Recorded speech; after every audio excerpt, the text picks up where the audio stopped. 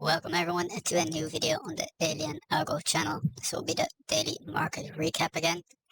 So without more being said guys, let's go straight into it. As we can see right here, the Bitcoin chart at the moment, it has rejected from that resistance right there. Currently into the box. Let's zoom in a little bit further. As we spoke about on the previous video, it seemed to reject this level, with most people having their stops right below this low. It seems like we have taken them out, and we are currently below the 0 to 5 level, giving us some buying opportunities. So let's get a little deeper into this price action right here. I do think we have to be a little concerned with price having the possibility to also sweep this level and deviate from these range lows, like right here. So that would be some setup like this, where we see some compression right below, and this would be my trigger. What price usually does, like right here, just start to move into some resistance level, and we create that resistance and we want that level to break to confirm the deviation. Of course, if we hold right here, this already would be quite bullish.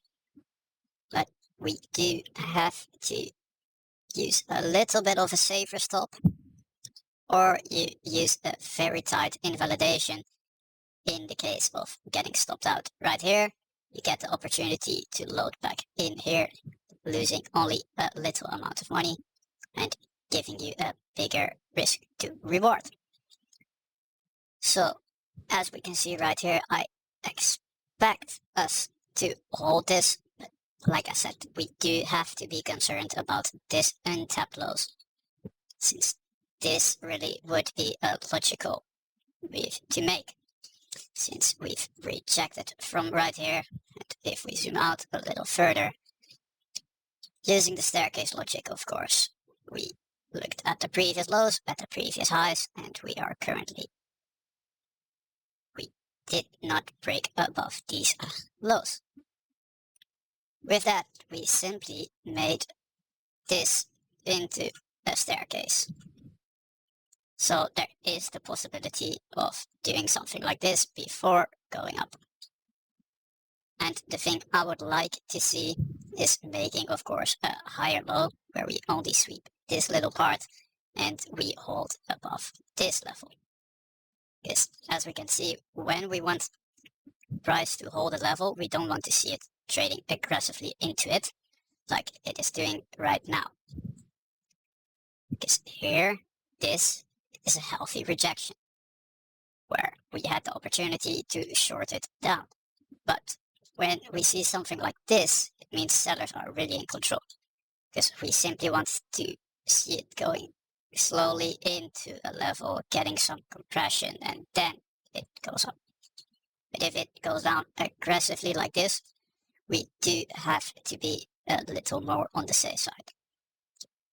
And if we currently look at the trend scanner, we see we are below that blue line, and on a 4-hour, I'm quite sure we're still around that black wave. As you can see, these are coming across with that level we were previously looking at.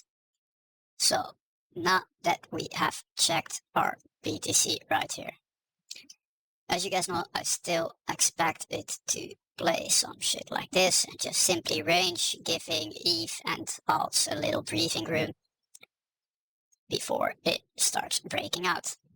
I'll simply move this all the way to the right so it won't be cluttered around, but I do expect some movement like this.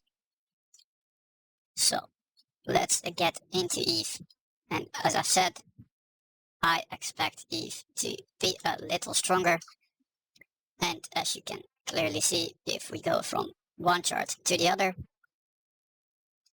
one pretty much dumped the whole move, with that being BTC, and we see ETH casually making a higher low. So ETH really seems like the stronger pair as of now. But we do have to look at this right here. And like I said yesterday, I did not expect ETH all the way to retrace into these boxes right here. I didn't even expect a sweep of this, but we should look at this micro level right here. And this will be a little bit more time related, so if you see this video a little bit late, this setup may already have played out or be invalidated, so keep that in mind.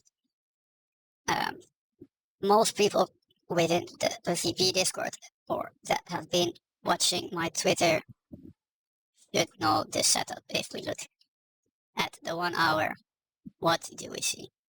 We simply see a wick being made, the wick being swept, and we are currently making a higher low right between these two. And of course, to invalidate this idea, we simply don't want to see it get below this.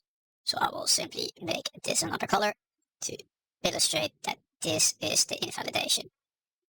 Because if this gets swept, there's a likely chance we just see something like this. So if it gets here, we just want to be out of that move. But I simply expect this to be the 1. Oh, let me turn that magnet off to illustrate it a little bit better. The 1, 2, and 3 right here. As we also previously have seen right here. And I will completely illustrate it to get the point even more clear how we use this setup and how we invalidate this setup. This, of course, being the blue box right there, held it and moved up to create that reverse. So, of course, here the invalidation is the exact same. If you get around here, it's not 1, 2, 3, so you want to be out of that move.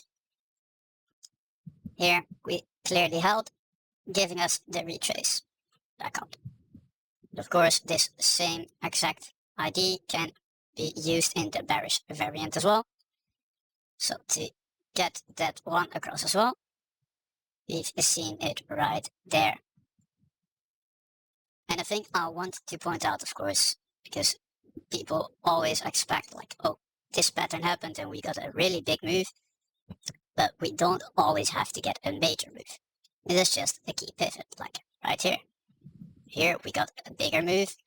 Here we've gotten a smaller move before it started reversing. So this is the exact same pattern. It's you have to sweep, you have to wick, you sweep that, and you create a lower high in between this point and this point. And of course, what is the invalidation here again?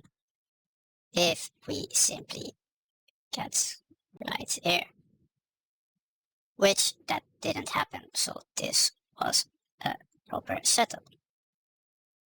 So we do see a little bit of selling going on right now live, but let's get into a little higher time frame. As we see, it's simply still ranging. But we do have to be cautious. If it doesn't hold right here, there is a chance of getting a little bit lower.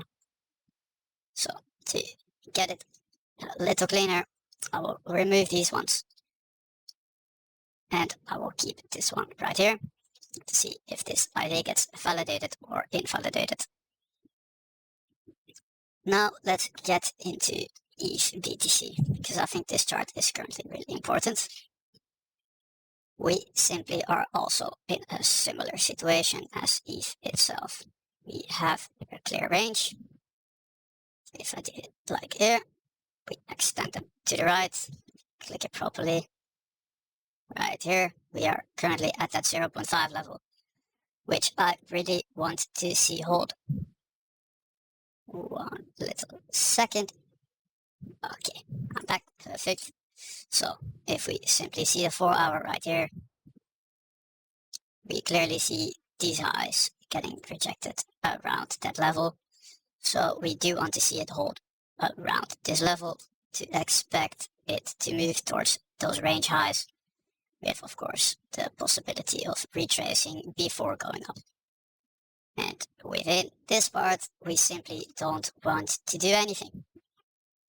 And here we want to be a little more on the aggressive side, and here we want to be more on the defensive side. So let's get back into that Ether chart, because I do think this idea will get invalidated right now, since we didn't have that good of a market open right here. And of course, BTC is kind of following the stock market, as we know, which is why I almost want to switch to trading stocks, because I am watching stocks anyways to predict what Bitcoin will do. So why would I trade Bitcoin in that reason? But the big thing with Bitcoin, of course, and crypto in general, we have aggregated data. With aggregated data, I mean the data gets collected from all the orders, from the open interest to the cumulative volume delta, and this is all aggregated into one big piece. Since all the data from the separate exchanges gets combined, giving us the most accurate data, which in stocks is impossible, because all the brokers don't like to work with each other, giving us only data points per exchange, per broker, I mean for stocks. So this is why I think on the lower time frames it's a little easier to trade Bitcoin, because we simply have the data advantage against stocks. So you see, clearly didn't hold. So there is a big chance of us pulling back around this area. For ETH, it does seem a little bit better if we are looking at it like this. Right there, just seeing some divergence. This is currently in testing mode, so I won't go that deep into it. I think this should be improved a little more, but we simply see this should move with price, and if this moves fast, it's likely to reverse already. If we illustrate this idea on the 1 hour, it's quite clear. If this one moves slowly, the trend will most likely continue. If it starts moving fast again, it's most likely a reverse.